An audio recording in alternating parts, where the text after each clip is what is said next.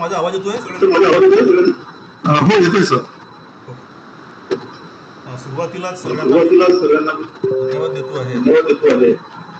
छत्रपती राजे सेवा महाविद्यालय UGCच्या 2Fच्या ओळखीमध्ये आलेले आहे. ही अतिशय आनंदाची गोष्ट आहे.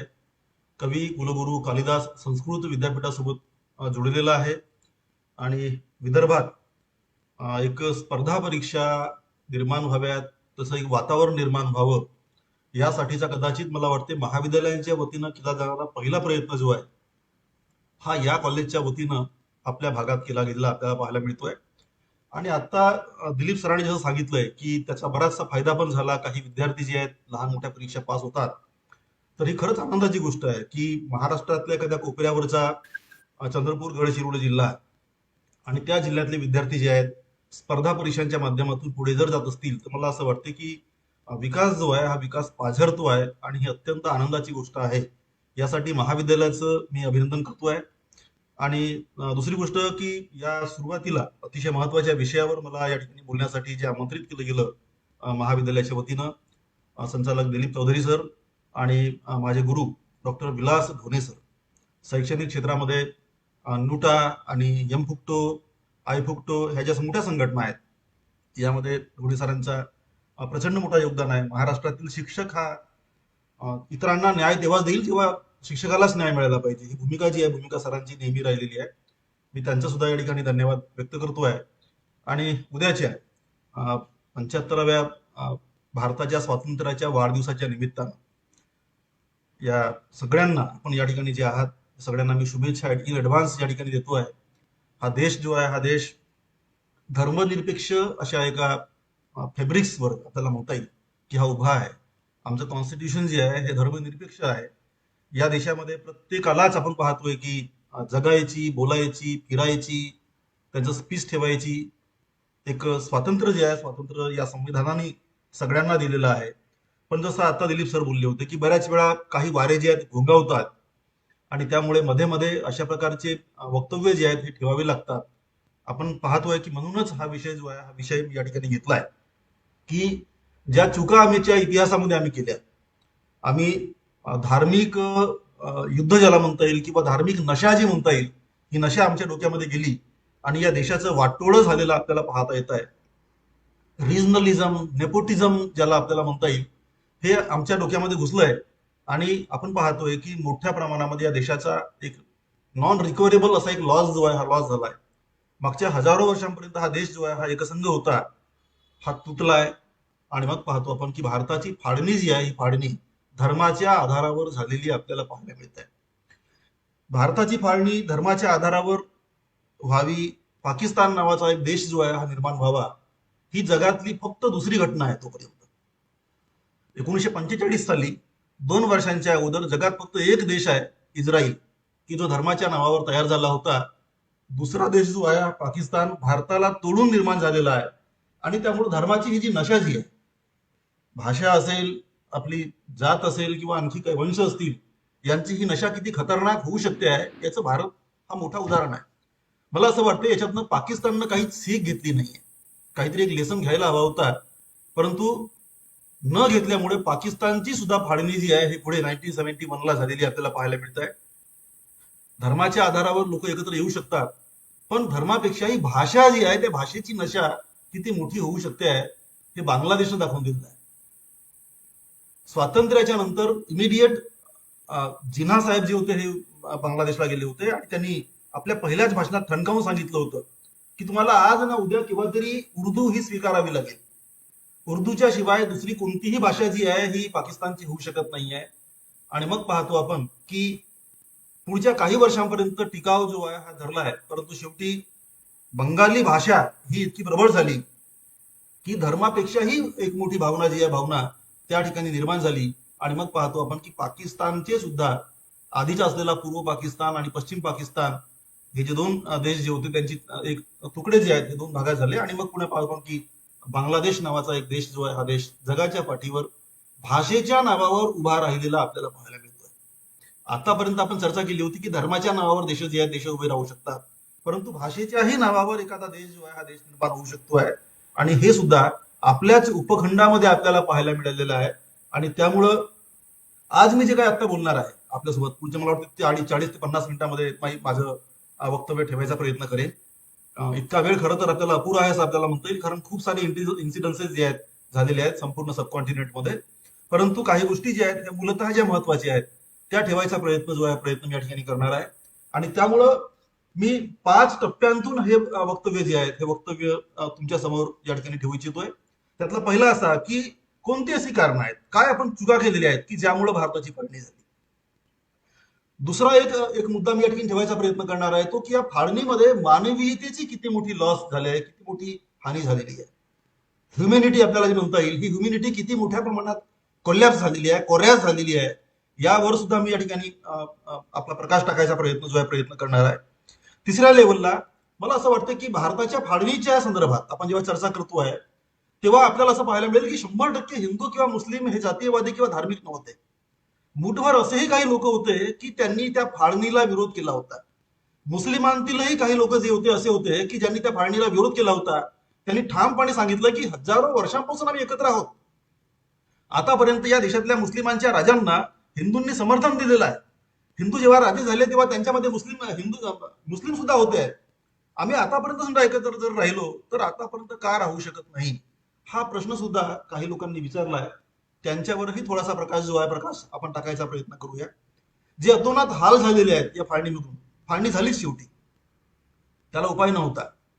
ही फाळणी झाल्याच्या नंतर या देशातून त्या देशामध्ये जे लोकांचे स्थलांतर झालेले आहेत त्या स्थलांतरांचे प्रश्न किती गंभीर होते आणि काय हाल अपेक्षा त्यांनी सहन केलेल्या होत्या, त्यांच्यावर थोडासा प्रकाश टाकायचा प्रयत्न आपण करूया. आणि मग शेवटी पुढची दिशा काय असणार आहे. आता आपण ज्या 75व्या वर्षांच्या निमित्तानं आपण काही चर्चा करणार आहोत का. वावेलचं मत आम्ही खोटं ठरवलेलं आहे. वावेल जे आमचे व्हाईसराय जे होते ते आता असं म्हणाले होते की मी सांगतोय तुम्हाला गॅरंटीनं, India cannot stand even for the 10 years. It will collapse. That the people where they are fighting on the basis of the language, on the basis of the religion, whether that the nation can be stand as the nation, no, not at all. हा देश उभा राहूच शकत नाही असं ते ठामपणे बोलले होते. परंतु त्या वॉवेलला, आणि निवडच वॉवेल नाही, अनेक लोक असतील, चर्चिल असेल त्यावेळेस, मोठी माणसं आहेत, या सगळ्यांना आम्ही खोटं केलेलं आहे. आणि आम्ही आता आमचा डायमंड ज्युबली ज्याला आपल्याला म्हणता येईल हा आम्ही साजरा करतो आहे. 75वा वाढदिवस जो आहे देशाचा आम्ही या ठिकाणी साजरा करतो आहे. आणि त्यामुळे आपल्याला म्हणतील की या निमित्तानं आपण पुढे किती जाऊया, हा देश महान कसा बनेल याची ही चर्चा जी आहे ही चर्चा या ठिकाणी करायचा प्रयत्न जो आहे हा प्रयत्न मी या ठिकाणी करतोय. आम्ही फाळणीची जेव्हा चर्चा करतोय तेव्हा फक्त आणि भारत आणि पाकिस्तान या सब कॉन्टिनेंट मधून याच्या अगोदरच ब्रह्मदेश जो आहे 1935 ला वेगळा झाला होता. त्याच काळामध्ये श्रीलंका जो आहे हा सुद्धा भारतापासून वेगळा झालेला आपल्याला पाहायला मिळतोय. त्याला सोडून देऊ, फक्त आपण भारत आणि पाकिस्तान या दोघांच्या संदर्भातली चर्चा जी आहे ही चर्चा आज आपण या ठिकाणी करणार आहोत. ही फाळणी जी आहे ही फाळणी 1941च्या जनगणनेच्या आधारावर झालेली आपल्याला या ठिकाणी पाहायला मिळत आहे. हिंदू पॉप्युलेशन आणि मुस्लिम पॉप्युलेशन जी मेजॉरिटीमध्ये होती भारताच्या वेगवेगळ्या बॉर्डरच्या डिस्ट्रिक्टमध्ये, त्या आधारावर ही फाळणी आपण या ठिकाणी केली होती. या फाळणीचं वैशिष्ट्य आपल्याला असं म्हणता येईल या ठिकाणी की ही फाळणी निवड लोकांची झालेली नाहीये. ही नकाशाच्या एखाद्या कागदावर ओढलेली रेषा नाहीये. ही रेषा लोकांच्या मनावर सुद्धा कायमची कोरली गेलेली आहे. या फाळणीने लोकांच्या मनामध्ये असा एक अँटागोनिझम निर्माण केलेला आहे लोकांच्या मनामध्ये की जो कायमचा आहे. पाकिस्तानी म्हटलं की आमच्या मनामध्ये विरोध निर्माण होतो आहे आणि हा विरोध जो आहे हा कायमचा असलेला आपल्याला पाहायला मिळतो आहे. आणि आजकाल हा विरोध जो आहे आणखी तीव्र कसा होईल यासाठीचे हेतुपुरस्सर प्रयत्न जे आहेत ते केले जात आहेत.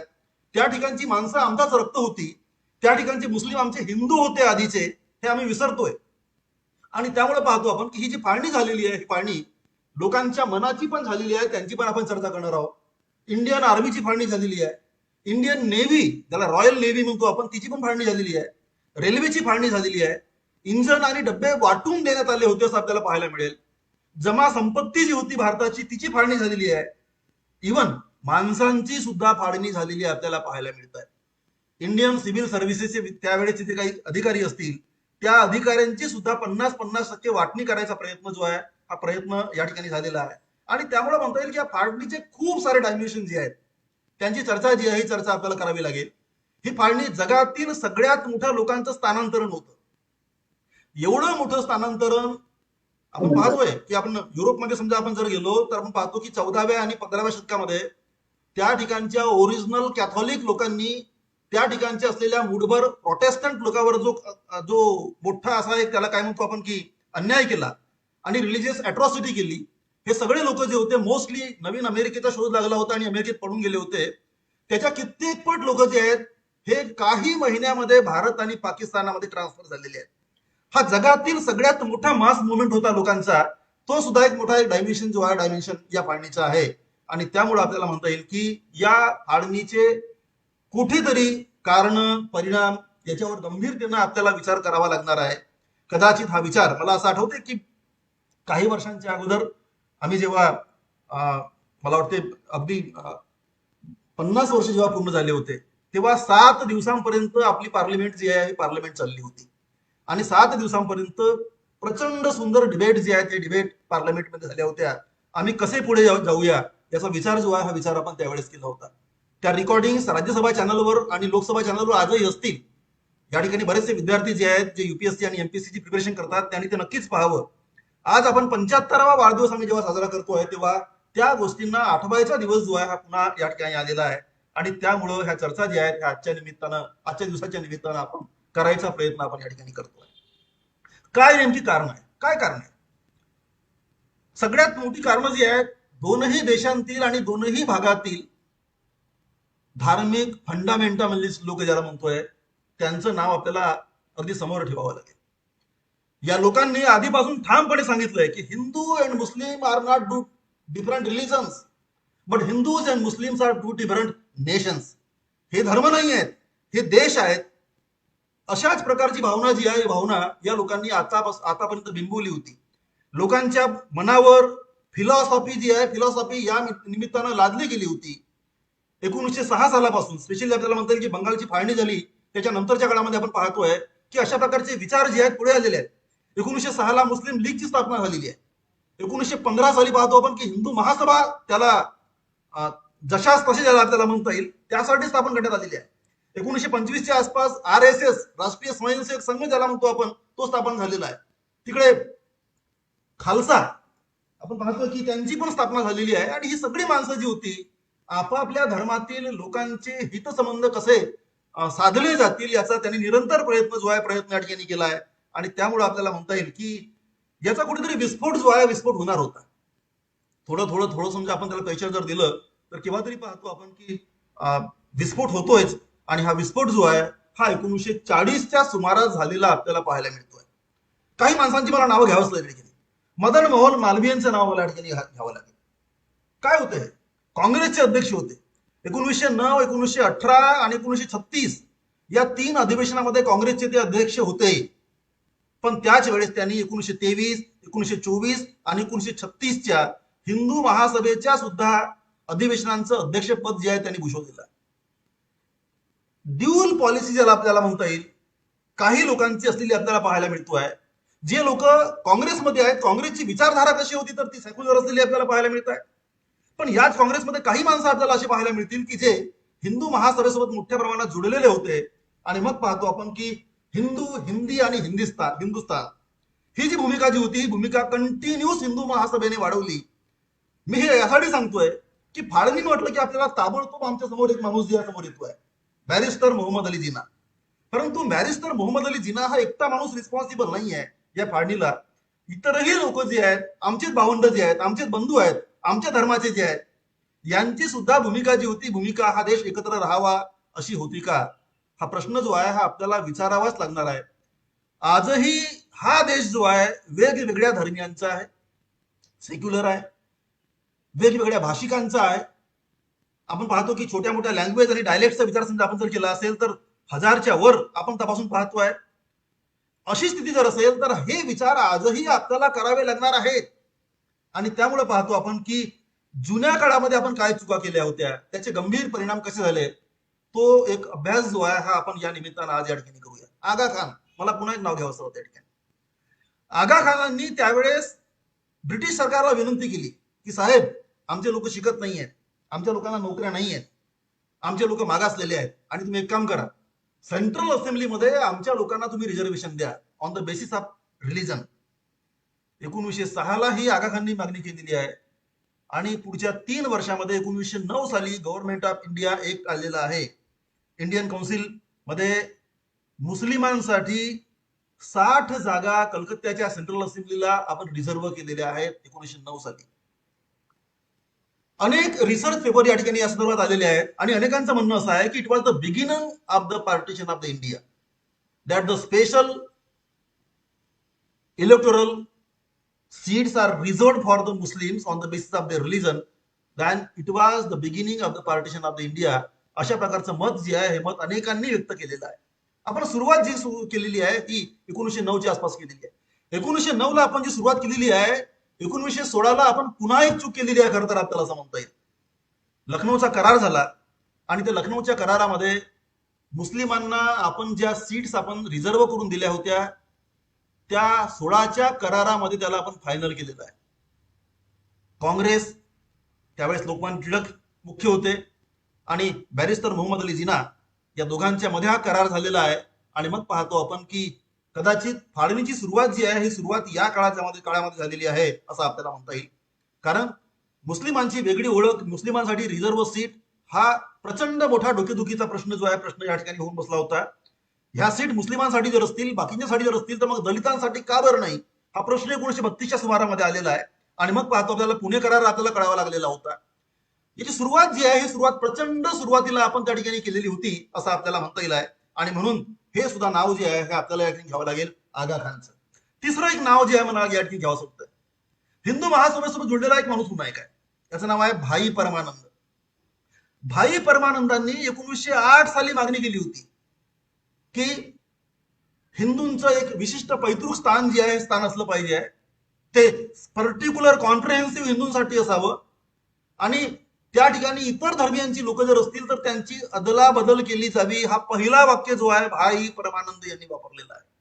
आपल्याला असं म्हणता येईल, मी पुन्हा पुन्हा सांगतोय की आपण जिनाकडे आपण जेव्हा बोट दाखवतोय तेव्हा काही बोट जे आहेत हे आमच्या लोकांकडे सुद्धा शिल्लक असलेले आपल्याला ठिकाणी पाहायला मिळतात. एक नाव पुन्हा आहे राजनारायण बसू आणि गोपाल मित्रा. हे राजनारायण बसू कोण आहेत तर अरविंद घोष जे होते त्यांच्या आईचे वडील, त्यांचे आजोबा आहेत ते. आणि त्यांनी पहिल्यांदा संकल्पना मांडली होती की there are the two nation. त्यांना टू नेशन थेoरीचे पिता मानलं जाते, राजनारायण बसू आणि नवागोपाल मित्रा यांना.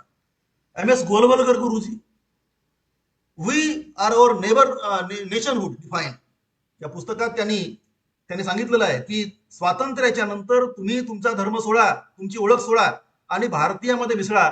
जर मिसळत जर नसाल तर तुम्हाला तुमचे अधिकार दिले जाणार नाहीयेत. अशा प्रकारची भूमिका आमची जर असेल तर मला असं वाटतं की ज्याला आपण दिवसतो तो पुन्हा खवळतोय. आणि शेवटी मागणी जी आहे ही मागणी पुढे आलेली आहे की we want our own Pakistan. कवी मोहम्मद इक्बाल 1904 साली सारे जहां से हिंदू अच्छा हिंदुस्ता हमारा अशा प्रकारचं नाव जो आहे नाव कवी इक्बाल घेतोय. कवी इक्बाल बदललेला आहे. कवी इक्बाल असं म्हणतोय की पंजाब असेल, नेपा ज्याला आपण नॉर्थ वेस्टर्न फ्रंटियर प्रोव्हिन्स असं म्हणतोय तो नेपा, सिंध असेल, बलुचिस्तान असेल, या सगळ्या भागांना तुम्ही एकत्र जोडा आणि मुस्लिमांसाठीचा वेगळा असा एक स्टेट जो आहे हा निर्माण करा. अशा प्रकारची भूमिका जी आहे ही इक्बालने या ठिकाणी घेतलेली आहे. अनेक लोकांची नावं घेता येईल. शेवटचं एक नाव घेतोय, आणखी खूप सारी नावं आहेत ना असं नाहीये. रहमत अली चौधरी. हा रहमत अली चौधरी जो आहे याच्या डोक्यामध्ये पाकिस्तान नावाची संकल्पना जी आहे ही सगळ्यात अगोदर आलेली आहे. जे लोक जे विद्यार्थी या ठिकाणी UPSC तयारी करतात त्यांना मला सांगावंसं वाटते की पाकिस्तान या शब्दाचा अर्थ काय असा समजा आपण एखाद्याला जर केला तर ते म्हणतील की पाक का मतलब होता है बहुत पवित्र, पवित्र स्थान आहे पाकिस्तान. खोटा आहे. पाकिस्तान शब्दाचा अर्थ जो आहे पवित्र स्थान असा होत नाही. पाकिस्तान जो आहे it is the initial of, it is a abbreviation of some regions. त्यातला PA जो आहे पाकिस्तानचा PA त्याचा अर्थ होतोय पंजाब,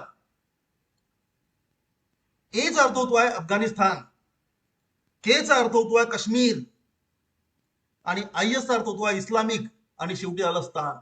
वेगवेगळ्या प्रदेशांना जोडून तयार केले गेलेलं एक एब्रिव्हिएशन जो आहे, एक नाव जो आहे तो नाव म्हणजे पाकिस्तान आहे.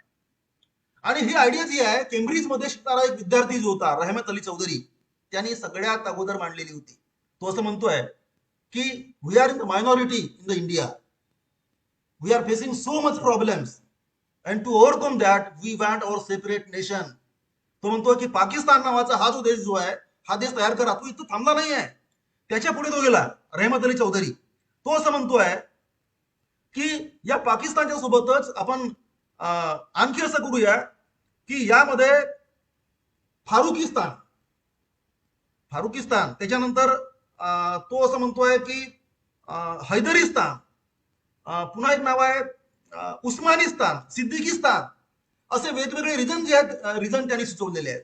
आणि हे सगळे रिजन जे आहेत हे सगळे रिजन कुठे असतील तर भारताच्या वेगवेगळ्या भागामध्ये असतील. बंगिस्तान तो असं म्हणतोय की बांगलादेशचा रिजन जो आहे त्याला तुम्ही, तो मुस्लिमांचा एक रिजन आहे त्याला तुम्ही नाव द्या. तो म्हणतो की इट इज द बंगिस्तान. आणि त्या माणसाने एक पॅम्पलेट निर्माण केला आणि त्या पॅम्पलेटवर हे सगळे रिजन जे आहेत हे नकाशे त्यांनी निर्माण केलेत. आणि तो पॅम्पलेट घेऊन हा माणूस बॅरिस्टर मोहम्मद अली जिनाकडे आलेला आहे साधारणतः 1933च्या आसपास. बॅरिस्टर मोहम्मद अली जिनानी त्याला हाकललेलं आहे त्या काळात. त्याला भेटीची परवानगी पण दिलेली नाहीये, कारण तोपर्यंत मोहम्मद अली जिना जे होते हे वेगळ्या विचारांचे होते. जिना बदलले केव्हा तर हे 40च्या नंतर जिना जे आहेत जिना बदललेले आहेत आपल्याला या ठिकाणी पाहायला मिळतील. त्यांच्या एकूणच ऍक्टिव्हिटी समजा आपण तपासून जर पाहिल्या असतील, 1916चा करार जेव्हा झाला तेव्हा सरोजिनी नायडूंनी बॅरिस्टर मोहम्मद अली जिनांना he is the icon of the Hindu and Muslim unity हे नाव त्याला दिलेलं आहे. जिन्ना साहेबांना आपण हे नाव दिलेलं आहे, ही is the icon of the Hindu Muslim unity. त्यांनी भारतात हिंदू आणि मुस्लिमांची युनिटी जी निर्माण केलेली आहे त्याला तोड नाही आहे, अशा प्रकारचे नाव जे आहे नाव आपण सुरुवातीला जिन्ना दिलेलं आहे. हे तेच जिना होते की जेव्हा लोकमान्य टिळकावर सेडिशन राष्ट्रद्रोहाचा खटला जेव्हा चालला होता तेव्हा कोर्टामध्ये लढणारे कोण होते? लोकमान्य टिळकांना किमान 3 वेळा वाचवणारा माणूस म्हणजे एकच आहे, तो म्हणजे बॅरिस्टर मोहम्मद अली जिना. अतिशय चांगले संबंध त्यांचे होते त्या काळामध्ये. हा जिना जो आहे हा जिना पुढे बदलला, 40च्या नंतर बदलला आहे. आणि मग पाहतो की जे काही आहे ते आपल्या समोर आहे. आणखी काही नाव आपल्याला घेता येतील. मी एक नाव विसरलोय, स्वातंत्र्यवीर सावरकरांचं पण आपल्याला नाव घ्यावं लागेल या ठिकाणी. त्यांची पण हीच भूमिका होती की आमचा हा जो देश जो आहे हिंदुस्थान, हे आमची पितृभूमी आहे, हे आमची पवित्र भूमी आहे. यामध्ये हिंदू, बौद्ध असतील, शीख असतील, जैन असतील, हे या ठिकाणी राहू शकतील. पण मुस्लिम आणि ख्रिश्चन जे आहेत हे या देशातले नाही आहेत, ते आर द आउटसाइडर. ही भूमिका जी होती भूमिका सावरकर साहेबांनी पण या ठिकाणी ठेवलेली आहे. आणि त्यामुळे म्हणता येईल की बराचसा वाटा जो आहे वाटा आमच्याही लोकांचा या ठिकाणी होता. त्यांची पण आपल्याला थोडीशी ओळख जी आहे आजच्या दिवसाच्या निमित्तानं या ठिकाणी घ्यावी लागेल. आणि याच्यातनं काय आपल्याला शिकता जर आलं, काही लेसन जर आपल्याला घेता आला तर हा लेसन घेण्याचा प्रयत्न जो आहे प्रयत्न आपण या ठिकाणी करूया. दुसरं कारण आपल्याला म्हणता येईल की ब्रिटिशांची डिवाइड अँड रूल पॉलिसी. त्यांनी सदैव हिंदूंना आणि मुस्लिमांना 1857च्या नंतर त्यांनी वेगळं करायचा प्रयत्न केलेला आहे. त्यांनी पाहिलंय की 1857 मध्ये हिंदू आणि मुस्लिम एकत्र होते आणि त्यामुळं काय वाईट स्थिती संपूर्ण ब्रिटिश साम्राज्यावर आली होती हे त्यांनी पाहिलंय. आणि नंतर त्यांनी हा सतत प्रयत्न केला की हे माणसं जे आहेत हे माणसं हे दोन धर्मियांचे एकत्र आले नाही पाहिजे. 1857च्या बंडामध्ये बहादूर शाह जफर मुस्लिम राजा होता. त्यावेळेस मुस्लिम राजा असताना 80% सैनिक कोण होते? हिंदू होते. त्या हिंदूंचं समर्थन बहादूर शाह जफरला आपण त्यावेळेस दिलं होतं. आणि त्यामुळे प्रचंड मोठी युनिटी जी होती युनिटी आमच्यामध्ये त्यावेळेस हिंदू आणि मुस्लिमांमध्ये होती. राणी झाशीला हरवलेला एक महत्वाचा एक सैनिक जो आहे, अधिकारी जो आहे, तो असं म्हणतो आहे की गाईला कापणारे आणि गाईला खाणारे आणि गाईला पूज्य मानणारे हे दोनही एकत्र आलेले आहेत. आम्ही यासाठी हरलोय किंवा आम्हाला यासाठी त्रास जातो आहे कारण गाईला खाणारे आणि गाईला पूज्य मानणारे हे दोनही एकत्र आलेले आहेत. तो पुढे असं म्हणतो आहे की डुकराला निषिद्ध मानणारे आणि डुकराला कापून खाणारे हे सुद्धा एकत्र आलेले आहेत. आणि त्यामुळं आमच्यावर वाईट संकट हा आलेला आहे. आणि याच्यातनं आपल्याला जर वाचायचं जर असेल तर या दोघांना वेगळं कसं करता येईल हा आपण विचार जो आहे केला पाहिजे. ही प्लान जो आहे हा प्लान पार्टिशनचा खरं तर आपल्या 1856च्या आसपास आपल्याला म्हणता येईल, 1857च्या आसपास तिथून पासून सुरुवात जी आहे सुरुवात ब्रिटिशांनी या ठिकाणी केलेली आहे. आणि त्यामुळं हा दिवस जो आहे हा दिवस केव्हा तरी येणार होता असं आपल्याला या ठिकाणी म्हणता येईल. राजकीय आकांक्षा पण मोठी होती. काँग्रेसचे लोक असतील किंवा आणखी आपल्याला म्हणता येईल की बॅरिस्टर मोहम्मद अली जिनाचा आपण स्पेशल नाव ठिकाणी घेऊया. युनायटेड इंडियामध्ये तो कदाचित प्रधानमंत्री बनू शकला असता. गांधीजी त्याला म्हणाले की तू कोणतंही पद घे, आम्ही तुम्हाला ऑफर द्यायला तयार आहोत, पण एका स्वतंत्र देशाचा राष्ट्रपिता आणि अध्यक्ष होणं जिन्नांना आवडलं आणि शेवटी राजकीय आकांक्षा जी होती ही सुद्धा मोठी झाली आणि त्यामुळे आपण पाहतोय की ही फाळणी जी आहे ही फाळणी आपल्याला करावी लागलेली आहे. शिमला कॉन्फरन्स मधलं अपयश जे होतं, शेवटचा प्रयत्न जो होता, शेवटचा प्रयत्न आपण त्यावेळेस केला 1946ला. व्हाईसराय वॉवेल त्यावेळेस या ठिकाणी होते आणि त्यांनी सांगितलंय की तुम्हाला किमान आपण एक काम करूया ना, हे जे स्टेट आहेत, प्रोव्हिन्सेस जे आहेत, त्या प्रोव्हिन्सेसला आपण वेगवेगळ्या स्टेटमध्ये आपण त्याला वाटायचा प्रयत्न करूया. त्यामध्ये काही प्रिन्सली स्टेट आहेत, काही ब्रिटिश प्रोव्हिन्सेस आहेत, या सगळ्यांना आपण जास्तीत जास्त अधिकार देऊया आणि त्या राज्याचा प्रमुख जो आहे हा प्रधानमंत्र्यासारखाच वागेल. आणि मग त्यांनी त्याला ए स्टेट, बी स्टेट आणि सी स्टेट अशा प्रकारची वाटणी पण त्यांनी केली, पण काही कामात आली नाही. शिमल्याची कॉन्फरन्स फेल झाली आणि भारताची फाळणी जी होती, भारताची फाळणी अटळ झालेली आहे असं आपल्याला या ठिकाणी म्हणता येईल. एक शेवटचं कारण जे होतं, शेवटचं कारण मला सांगावं असं वाटतंय ते होतं आणि त्या कारणाने काँग्रेसच्या डोळ्यामध्ये उजेड आणला. त्यांना म्हटलं की नाही, पार्टिशन इज नाऊ मस्ट. हे कारण होतं 1946 सालच्या निवडणुका. ज्या ज्या भागामध्ये मुस्लिमांची संख्या होती त्या त्या भागामध्ये काँग्रेसचं पतन झालेलं होतं, हे काँग्रेसला स्पष्टपणे पाहायला मिळालं. काँग्रेसने त्यावेळेस मुद्दे जे रेटले होते 1946च्या इलेक्शनमध्ये ते असे होते की गरिबांसाठीच्या वेगवेगळ्या योजना, कामगारांसाठीचे कायदे, त्यांना आपण कामाचे तास आपण कमी करूया, लँड रिफॉर्म्स, कसं येईल त्याची शेती करूया वगैरे वगैरे. हे मुद्दे जे आहेत मुद्दे काँग्रेसने मांडले. मुस्लिम लीगने फक्त एकच मुद्दा मांडला की homeland for the Muslim people. मुस्लिमांसाठीचा homeland हा एकमात्र मुद्दा आहे. आणि शेवटी पाहतो आपण की ज्या ज्या भागामध्ये मुस्लिम होते त्या प्रत्येक भागामध्ये मुस्लिम विजय झाले आणि काँग्रेसला कळलंय की आता आम्हाला फाळणी करावी लागणार आहे. मला तुम्हाला उदाहरण द्यावं असं वाटतंय की बंगालमध्ये 119 सीटा होत्या आणि बंगालच्या 119 सीटांपैकी 114 सीट जे होत्या ह्या मुस्लिम लीगने जिंकल्या होत्या. काँग्रेसला तेव्हाच कळलं की फाळणी जी आहे, फाळणी अटळ आहे, फाळणीला आपण थांबवू शकत नाही. हे तेव्हा समजलंय असं आपल्याला म्हणता येईल. या फाळणीने भारताची आपण पाहतोय की दोन तुकड्यामध्ये तिचं विभाजन झालेलं आहे. Government of India act, Indian independent act जो आहे 1947 त्यावेळेस या ठिकाणी आलेला आहे. आणि या कायद्याने काय केलं आहे तर भारताचे दोन तुकडे केलेले आहेत. या दोनही तुकड्यांना ब्रिटिश डोमेनियनचं स्टेटस राहील असा कायदा म्हणतोय. दोनही स्टेटला त्यांनी स्वायत्तता देण्याचा प्रयत्न केलेला आहे. दोनही डोमिनियन जे आहेत, डोमिनियन आपलं कॉन्स्टिट्यूशन निर्माण करू शकतील अशा प्रकारची भूमिका त्यांनी ठेवलेली आहे. आणि त्यांनी सांगितलंय की जे काही प्रिन्सली स्टेट असतील त्या प्रिन्सली स्टेटला दोन पैकी एका डोमिनियनला जोडता येईल, आयदर इंडिया और Pakistan. Even they can remain stand independent. ज्याला जर वाटत असेल की त्यांनी स्वतंत्र राहावं तर ते तशीही भूमिका ठेवू शकतात. अशा प्रकारची भूमिका जी आहे ही इंडियन इंडिपेंडन्स ऍक्ट 1947 ठेवलेली आहे. आणि मग शेवटी पाहतो आपण की 4 जून 1947 या रोजी घोषणा करावी लागली लॉर्ड माउंटबॅटनला, कारण ब्रिटिश संसदेमध्ये हा कायदा पास झाला होता. लॉर्ड माउंटबॅटन त्यावेळेस रॉयल फॅमिली सोबत जोडलेला होता. वॉवेलला परत बोलवलं होतं आणि माउंटबॅटन भारतामध्ये आला आणि 4 जून 1947ला त्यांनी ऑल इंडिया रेडिओ त्या काळातलं त्याच्यावर घोषणा केली आणि लोकांना कळलं की फाळणी जी आहे ही फाळणी आता अटळ आहे. आणि मग पाहतो आपण की आता त्याला आपल्याला पुढे जावं लागेल हे आपल्याला त्या ठिकाणी पाहायला मिळालं होतं. या फाळणीच्या नंतर सिरिल रेडक्लिफ नावाचा एक माणूस जो आहे, हा माणूस रिटायर्ड जज आहे ब्रिटन मधला, त्याला भारतामध्ये बोलवलं आणि त्याला सांगितलं की तुला या दोन देशांच्या मध्ये 1941चं जे काही सेन्सस असेल त्या सेन्ससचं रिलिजियस पॉप्युलेशन जे असेल त्या पॉप्युलेशनच्या आधारावर तुला लाईन ओढायची. याला वेळ जो आहे फक्त 5 आठवड्यांचा मिळालेला आहे. सिरिल रेडक्लिफला जो वेळ मिळाला होता हा 5 आठवड्यांचा मिळाला होता आणि त्यामुळं या कमीत कमी 35 दिवसामध्ये या माणसानं काम केलेलं आहे.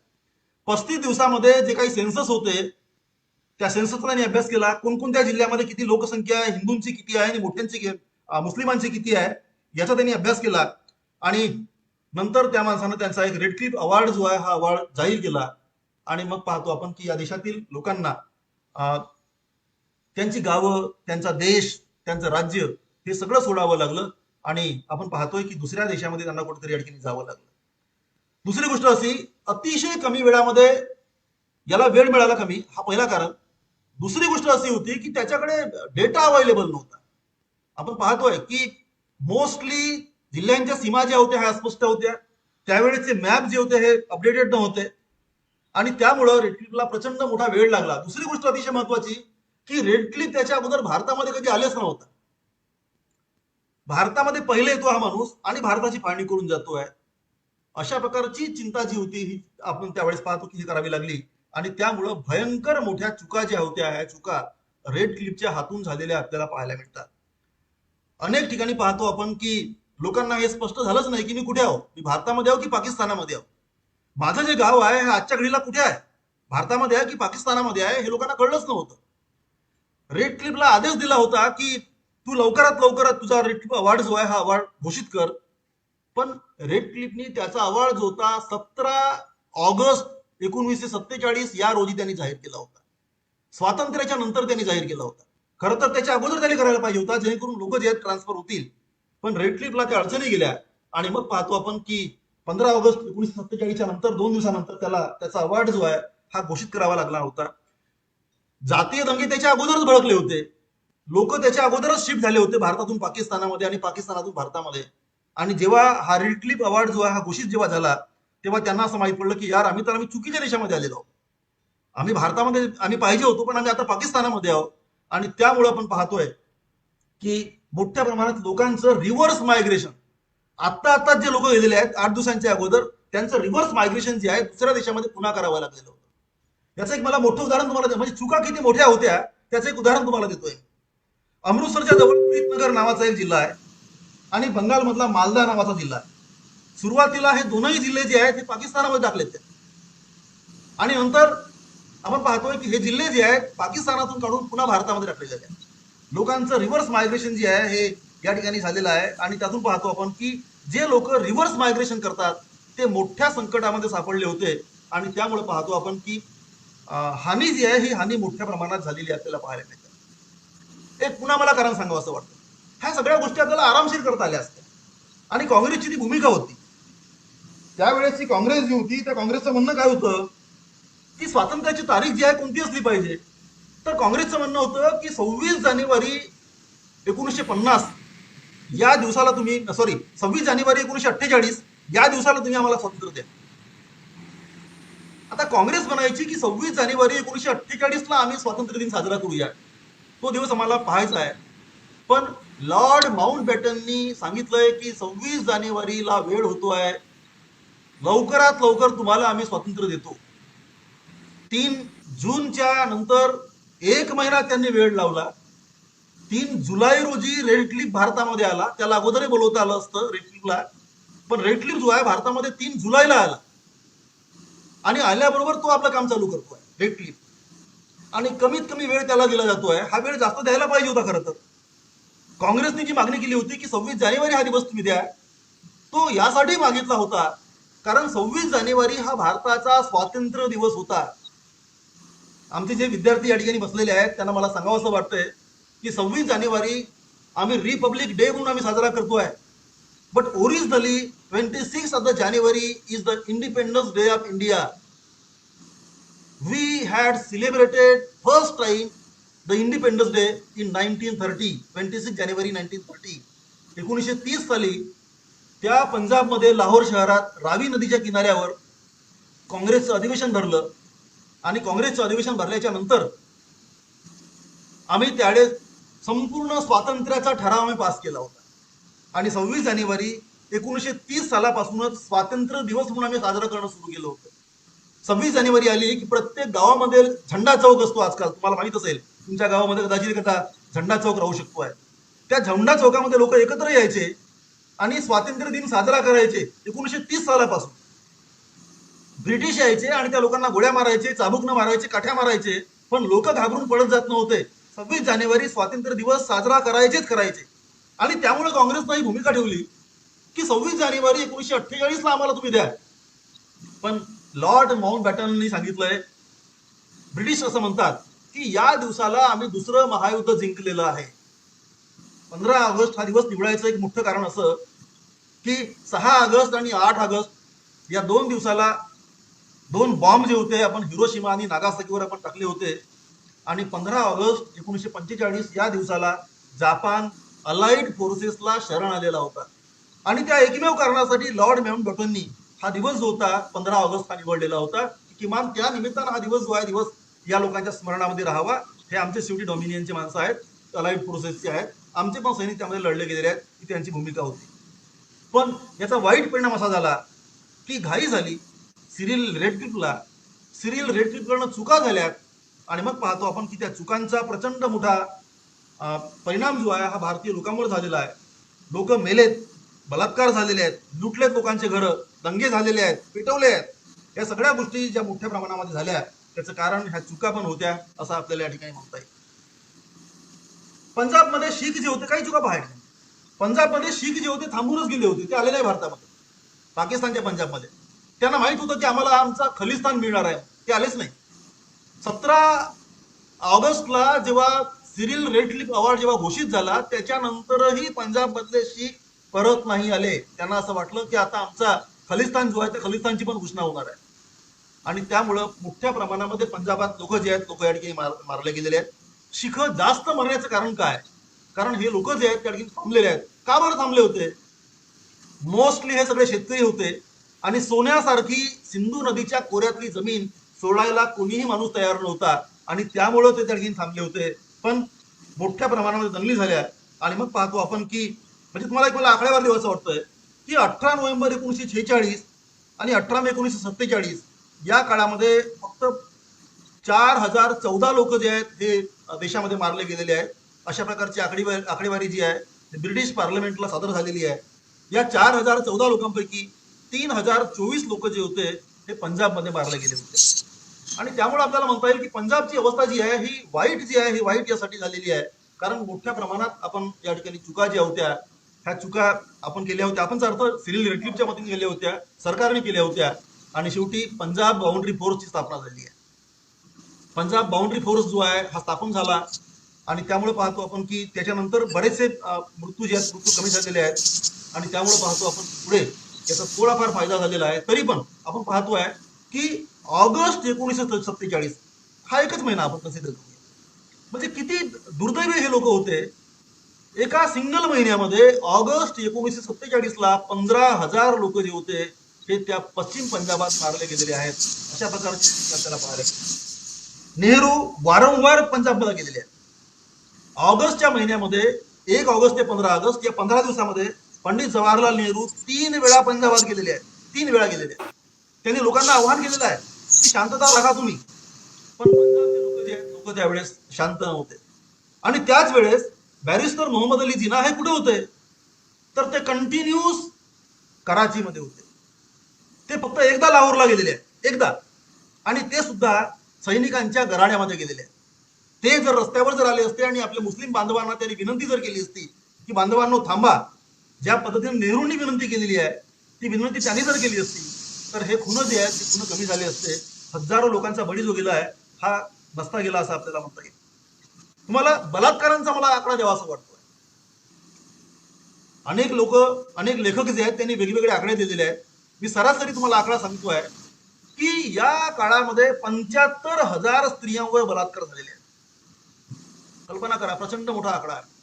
75,000 स्त्रियांवर बलात्कार जो आहे, बलात्कार हिंदू आणि मुस्लिम दोन्ही स्त्रियांवर या काळामध्ये झालेले आपण पाहतो. या ठिकाणी साधारणतः 2 कोटी लोक जे आहेत 2 कोटी लोक स्थलांतरित झाले आहेत इकडं आणि तिकडं. या 2 कोटी लोकांपैकी 1,20,00,000 लोक जे होते हे फक्त पंजाबचे होते.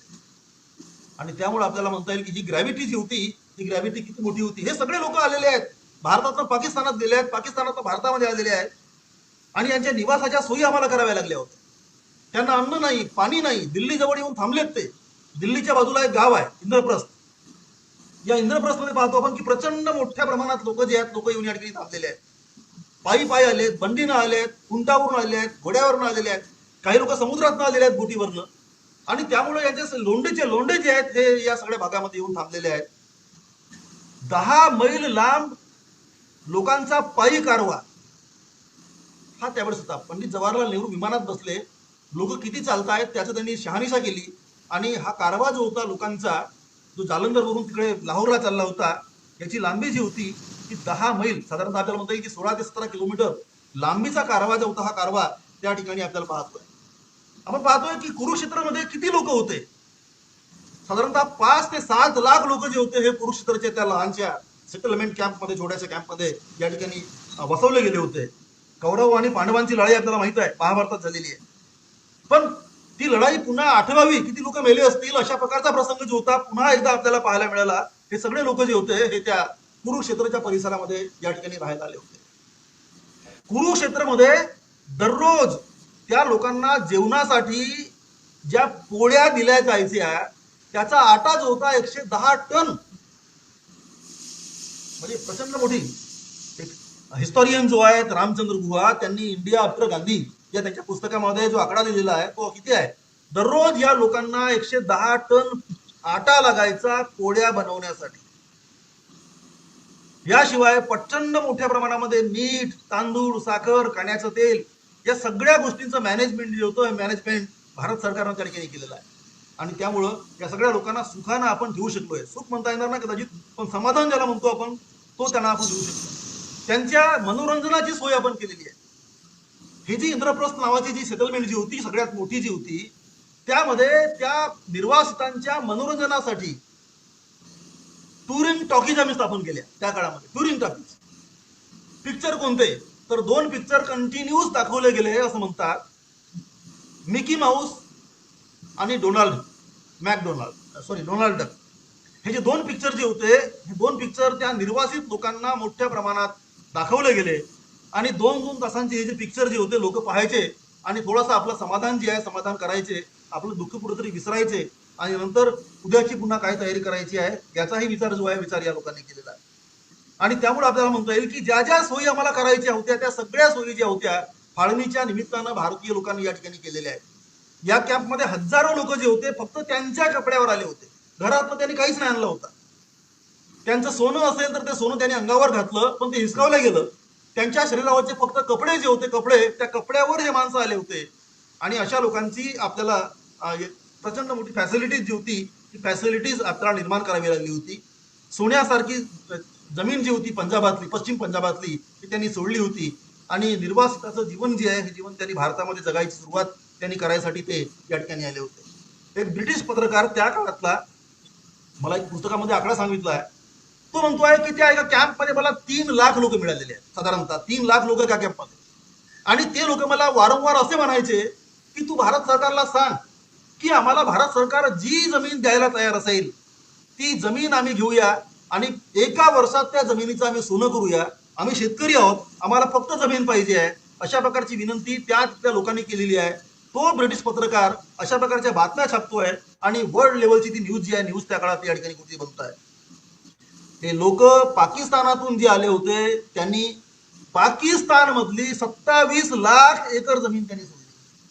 कल्पना करा. हा जो आकडा जो आहे, हा आकडा पुन्हा रामचंद्र गुहांचं मला नाव ठेवावं वाटेल, त्यांच्या पुस्तकात घेतलेलं आहे मी. ते असं म्हणतात की पाकिस्तानातली अतिशय सुपीक म्हणण्यापेक्षा जगातील कदाचित सगळ्यात जास्त सुपीक ही जी जमीन जी होती, जमीन पाकिस्तानातली 27 लाख एकर तिथल्या शिखांनी आणि हिंदूंनी सोडली होती. आणि भारतामधून जे मुस्लिम गेले होते पाकिस्तानामध्ये त्यांची जमीन किती होती, तर साधारणतः 19 लाख एकर जमीन जी होती, ही 19 लाख एकर जमीन यांची होती. ही जमीन यांना वाटायची होती. आपल्याला म्हणता येईल की पाकिस्तानातली जमीन आपण जास्त सोडली आणि हिंदू भारतामध्ये आलेत. भारतातून फक्त 19 लाख एकर जमीन जी आहे जमीन सोडली होती मुस्लिमांनी आणि ते पाकिस्तानामध्ये गेले होते. जमिनीमध्ये डिफिशियन्सी आली होती आणि त्यामुळं गेलेल्यांची जमीन आणि आलेल्यांची जमीन यांच्यामध्ये मोठ्या प्रमाणात तफावत होती. तरी पण लोकांनी, सरकारने ठरवलं, पंडित जवाहरलाल नेहरूंचं नाव आपल्याला आदराने यासाठी घ्यावं लागेल की त्यांनी पुरेपूर प्रयत्न केलेला आहे की हे जे लोक आलेले आहेत त्या लोकांना त्यांची हक्काची जमीन जी आहे जमीन मिळाली पाहिजे. त्यांनी सरकारच्या वतीनं सांगितलं की प्रत्येक कुटुंबाला किमान 4 हेक्टर जमीन जी आहे जमीन आम्ही देऊया. प्रत्येक कुटुंबाला किमान 4 हेक्टर जमीन जी आहे ही जमीन दिली जाईल. अशा प्रकारे सरकारच्या वतीनं आवाहन करण्यात आलं आणि लोकांना सांगितलंय की तुम्ही 10 मार्च 1948 अर्ज करा. तुम्ही ज्या ज्या कॅम्पमध्ये आहात त्या कॅम्पमध्ये लहानसं ऑफिस खोललं आणि त्या कॅम्पमध्ये ऑफिसमध्ये अप्लिकेशन प्रिंट केले गेले. ते प्रिंटचे अप्लिकेशन तुम्हाला भरायचे आहेत, त्याच ठिकाणी सबमिट करायचे आहेत आणि शेवटची तारीख आहे 10 मार्च 1948. तोपर्यंत तुम्हाला तुमचे अर्ज जे आहेत ते अर्ज तुम्हाला करायचे आहेत आणि नंतर तुम्हाला तुमची जमीन जी आहे जमीन आपण या ठिकाणी देऊया. सरकारने ठरवलं की किमान 4 हेक्टर जमीन जी आहे जमीन तुम्हाला मिळणार आहे. आपण पाहतोय की लोकांनी अर्ज केले आणि मग लोकांना ती जमीन जी आहे जमीन दिली गेली. काही लोकांनी खोटारडेपणा केला. सरकारने त्यांना विनंती केली की तुम्ही खोटं सांगू नका, तुमची जमीन किती होती सांगा आम्हाला. ज्या ज्या लोकांनी त्याच्यानंतरही खोटे बोललेले आहेत त्यांना सरकारने काही लोकांना जेलमध्ये टाकलंय, काही लोकांना त्यांची जमीन कमी केली कारण विनंती करून सुद्धा ते खोटे बोलले होते. आणि साधारणतः 100% लोकांना सरकारने एक प्रयत्न केला की त्या गावातले ते ज्या गावाचं क्लेम करतील त्या गावातल्या बाकीच्या लोकांना बोलवलं आणि त्या लोकांच्या पुढे समोरासमोर शहानिशा केली की खरंच या माणसाची जमीन इतकी होती का. त्या लोकांनी जर खरं जर बोलले असतील की हो याची जमीन 4 एकर होती तर मग त्याला तेवढी जमीन जी आहे जमीन भारतामध्ये देण्याचा प्रयत्न जो आहे प्रयत्न झालेला आहे.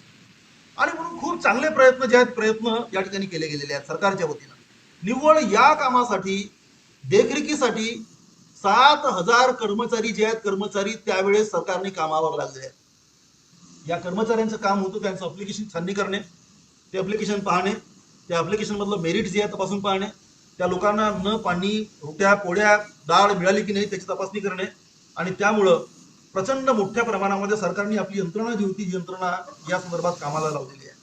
एका ऑफिसरचं मला नाव सांगावं असं वाटेल. हा त्यावेळेस ICS इंडियन सिव्हिल सर्व्हिसेस जो होता, जे विद्यार्थी या ठिकाणी बसलेले आहेत त्यांना मला सांगावं असं वाटतं कारण हे त्याच कॉलेजचे विद्यार्थी आहेत. इंडियन आज त्याला आपण UPSC म्हणतो, त्यावेळेस त्याचं नाव जे होतं ICS असं होतं, इंडियन सिव्हिल सर्व्हिसेस. एक त्यावेळेचा अधिकारी जो होता तरलोक सिंग, याचं नाव कदाचित सुवर्ण अक्षरात आपण लिहिलं पाहिजे.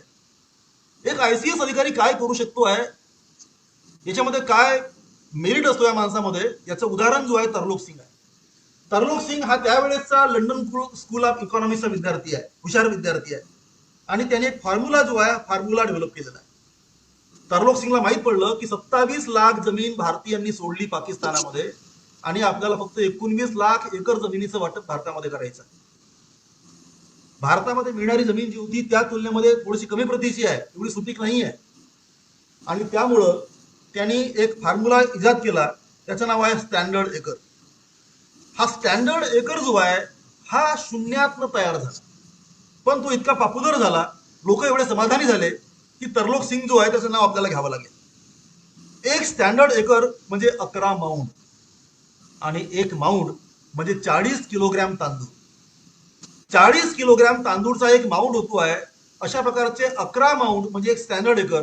आणि त्यामुळं या स्टँडर्ड एकरच्या वतीनं जमीन जी आहे जमीन वाटप सुरू झाली आहे. लोकांना सुरुवातीला नाही कळलं की हा काय प्रकार आहे स्टँडर्ड एकर, पण लोकांना नंतर हळूच कळलं की ज्यांची जमीन चांगली होती त्याचं स्टँडर्ड एकर जे आहे मोठं होतं, ज्यांची सखी मोठी जरी असेल पण सुपीकता कमी होती आणि त्यामुळं स्टँडर्ड एकर मध्ये आमची जमीन जी आहे थोडीशी कमी मिळेल हे लोकांना समजलं, लोक समाधानी झाले असं आपल्याला या ठिकाणी म्हणता येईल. तरलोक सिंगने आणखी एक फॉर्म्युला निर्माण केला होता. आज या निमित्तानं हे जे मॅनेजमेंट आपण जी चर्चा करतो आहे की फाळणीचं मॅनेजमेंट किती चांगलं केलं गेलं. फाळणी झाली पण ते फाळणी भारतामध्ये लोक जेव्हा आले त्यांना आपण समाधानी कसं ठेवू शकलो याचं उदाहरण जे आहे उदाहरण मला तुम्हाला सांगावं असं वाटतं.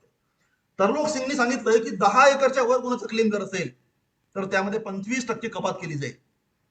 तुम्ही जेवढं क्लेम करता 10 एकरच्या वर जर असेल तर तुम्हाला तेवढी जमीन मिळणार नाहीये, 25% कपात केली जाईल. 30 एकरच्या वर तुमचा क्लेम जर असेल, 30 ते 100 एकर जर असेल तर तुम्हाला 30% कपात केली जाईल, संपूर्ण जमीन मिळणार नाही. आणि 100 ते 500 एकरच्या आसपास तुमची जमीन जर असेल तर 95% कपात केली जाईल, फक्त 5% जमीन तुम्हाला मिळेल. अशा प्रकारचा फॉर्म्युला जो आहे हा फॉर्म्युला लोकांना ऍक्सेप्ट करावा लागला कारण लोकांना जमीन पाहिजे होती. लोक म्हणायचे की आम्हाला जमीन पाहिजे आहे, फक्त जमीन द्या आणि त्या जमिनीत तुम्हाला पुढच्या वर्षी आम्ही सोनं पिकवून दाखवूया. अशा प्रकारचं मत जे आहे मत लोकांचं होतं. आणि त्यामुळं या लोकांना आपण अशा प्रकारचे ICSच्या लोकांच्या माध्यमातून काही फॉर्म्युले आपण डेव्हलप केले आणि त्यांना आपण समाधानी करू शकलेलो आहोत. एका महिलेचं मला तुम्हाला नाव सांगावं असं वाटतं. ही महिला कदाचित तिचं नाव अतिशय मोठं, तिचं नाव विद्यावती असं होतं. ती पाकिस्तानातून भारतामध्ये आली, स्थलांतरित झाली. आणि विद्यावतीची जमीन किती होती, तिची पाकिस्तानामध्ये सियालकोट आणि गुजरानवाला या 2 जिल्ह्यांच्या 35 गावांमध्ये तिची जमीन जी होती ती होती 11,500 एकर. सगळ्यात मोठं क्लेम जे होतं या बाईचं होतं, विद्यावती नावाच्या. तिला भारतामध्ये आम्ही जो क्लेम दिला, हरियाणाच्या कर्नाल नावाच्या गावात तिला एकाच ठिकाणी आम्ही 835 एकर जमीन दिली. आणि अशा अर्थानं तिला पण आम्ही शांत केलं. प्रत्येकाला शांत आणि समाधानी करायचा प्रयत्न जो आहे प्रयत्न आपण केलाय.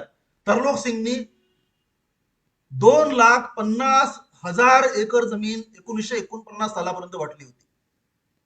आपल्याला असं म्हणता येईल की ही जमीन जी आहे अतिशय वेगानं लोकांना वाटली. आपण त्या जमिनीवर लोक गेले आणि 26 जानेवारी 1950 सालापर्यंत जेव्हा आमची घटना आम्ही लागू केली भारतामध्ये, त्या दिवशी या जमिनीवर लोकांचे पिकं जे होते हे डोलत होते. एका वर्षामध्ये आयसीएस एखादा माणूस जो आहे किती मोठं मॅनेजमेंट करू शकतोय, त्याचं मोठं जिवंत उदाहरण जे आहे ते तरलोक सिंगच्या माध्यमातून आपण या ठिकाणी देऊ शकतोय. सरकारने लोकांना आवाहन केलं, म्हणजे पारदर्शकता असावी तर किती असावी. सरकारने सांगितलंय की तुम्हाला कमी जर जमीन जर मिळाली असेल तर तुम्ही पुन्हा ऑब्जेक्शन घ्या. लोकांना ऑब्जेक्शन घेण्याची संधी देण्यात आली आणि ही संधी जेव्हा दिली तेव्हा पुन्हा 1 लाख नवीन अर्ज आलेले आहेत की सर आमच्यावर अन्याय झाला, आम्हाला ही जमीन जी आहे कमी मिळाली. सरकारने त्या सगळ्यांना पुन्हा ऍड्रेस केलं नव्यानं आणि 80,000 हेक्टर ऍडिशनल जमीन जी आहे ही नव्यानं वाटलेली आहे. आणि प्रत्येकाचं समाधान जे आहे हे समाधान आपण करायचा प्रयत्न जो आहे हा प्रयत्न आपण या ठिकाणी केलेला आहे. आणि त्यामुळे पाहतो आपण की या सगळ्या लोकांना आपण पाहतोय की सॅटिस्फाईड करायचा प्रयत्न जो आहे प्रयत्न आपण या ठिकाणी केलेला आहे. अनेक लोकांनी कामं जे आहेत कामं या ठिकाणी केलेली आहेत. ही फाळणी जी आहे फाळणी आपण या ठिकाणी केलेली आहे. त्यामध्ये नो डाऊट की मोठ्या प्रमाणामध्ये माणसं या ठिकाणी मेलेली आहेत. आणि त्यामध्ये पाहतो आपण की शेवटी या फाळणीच्या निमित्तानं पुढे राष्ट्रपिता महात्मा गांधीचा पण खून जो आहे हा खून या ठिकाणी झालेला आपण तपासून पाहतोय. पण त्यांनी बंगालची फाळणी आणि बंगालचं असलेले लूटपाट जे आहे हे लूटपाट फक्त महात्मा गांधींनी त्यावेळेस थांबवली होती. बंगालमध्ये प्रचंड मोठी लूटपाट या ठिकाणी झालेली आहे नौखालीमध्ये. एक पिक्चर पाहिलं मी, म्हणजे काल मी जेव्हा नोट्स काढत होतो, नोट्स काढताना माझ्या पण अंगावर शहारा आलेला आहे. त्या नौखाली मधले इंटरनेटला फोटो आहेत आणि फोटो कसे आहेत तर नौखालीच्या रस्त्यावर